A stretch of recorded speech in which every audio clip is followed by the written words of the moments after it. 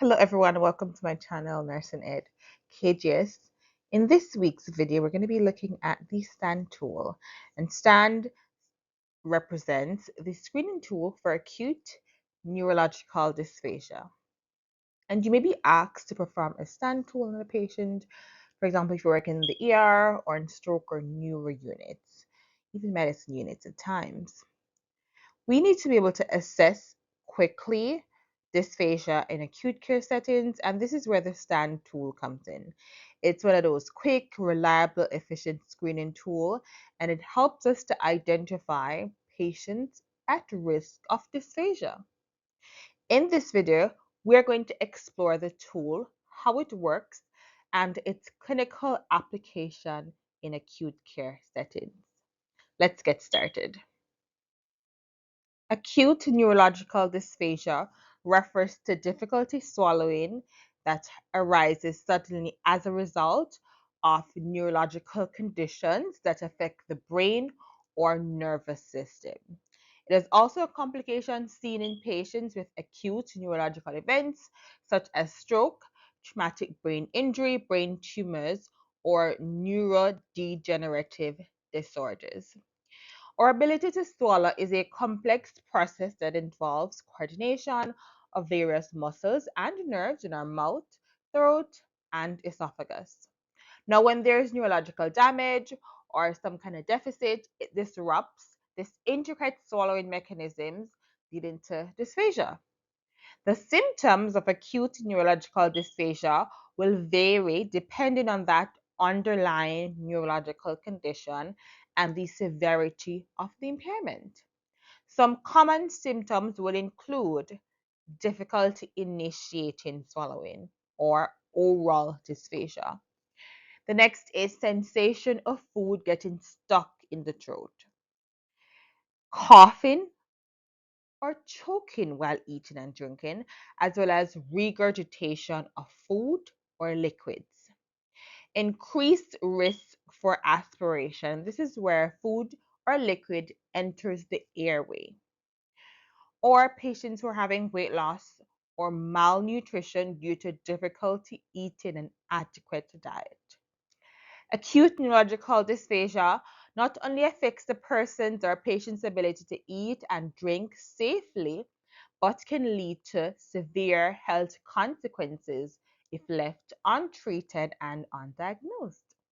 Some of the complications will include aspiration pneumonia, malnutrition, dehydration, a reduced quality of life. And so it's very important that we're able to identify dysphagia and manage, right, for patients. There are exclusion criteria. So if you do have a patient who you would want to use the STAND tool to assess for dysphagia at the bedside, you'll want to assess their alertness, their oxygen saturation, their voice quality, their ability to manage oral secretions, as well as if they do have any history of dysphagia. Now, for patients who do not meet the criteria to carry out a STAND tool at the bedside, you will keep the patient NPO and request an official speech language pathology consult to assess for dysphagia.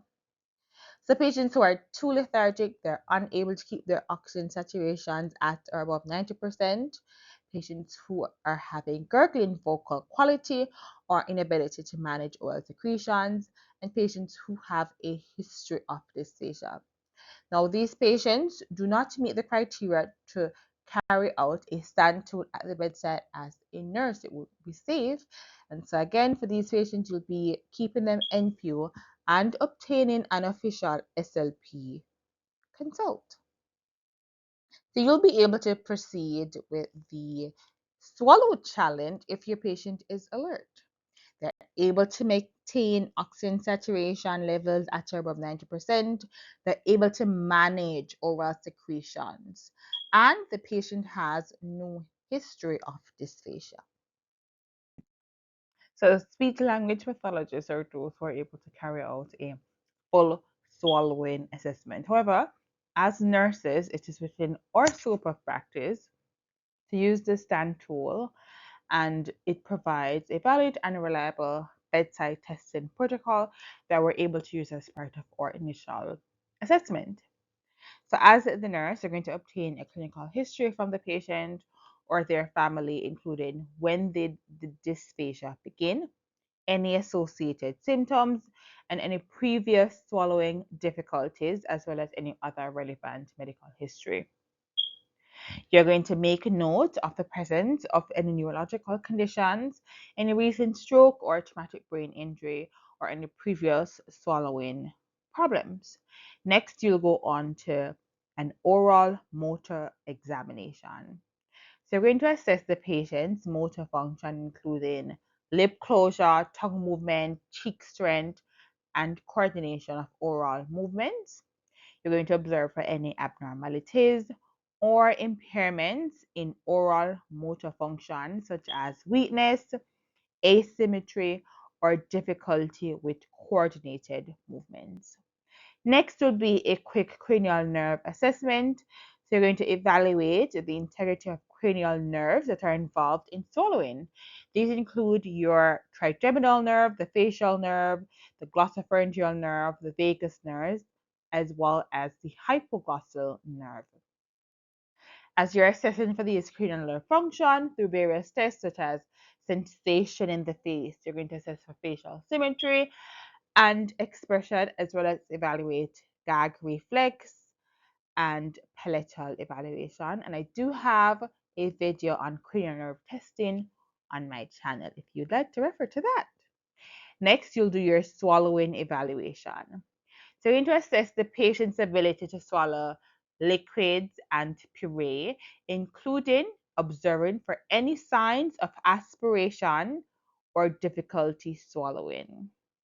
You're going to evaluate the patient's ability to swallow safely and effectively, noting for any signs of aspirations, including coughing, choking, wet vocal quality, or difficulty swallowing, meaning delayed initiation or just a very weak cough.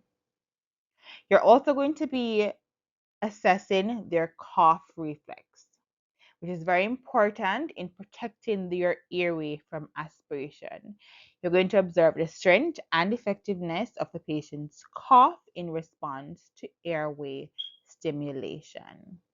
And then you do your overall clinical assessment of the patient's swallowing function based on the assessment findings. Then you're going to integrate all this information from all the components to determine the severity of dysphagia, if any, and the need for further evaluation or intervention. Overall, the STAND tool represents a comprehensive way for us to assess neurological dysphagia, and it covers various aspects of swallowing function and helps us to identify patients who are at risk of aspiration or have swallowing difficulty. And it also helps us to get them the care that they need, whether it be they need to have a barium study, and we'll talk about this later, or be referred to other clinicians such as a speech language pathologist or a dietitian.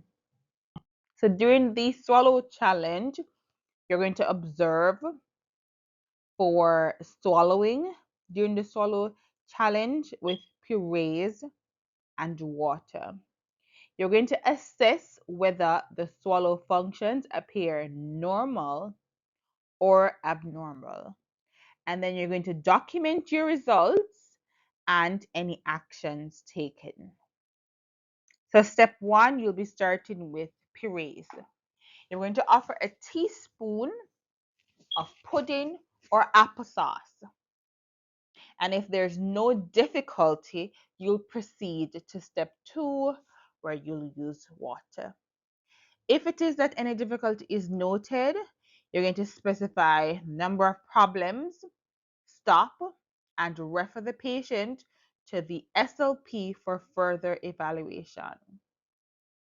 Now, if there was no difficulty as mentioned, you're able to proceed to step two, where you'll offer 3 ounces of drinking water from a cup and 3 ounces using a straw. If there's no difficulty noted, then of course the patient has passed.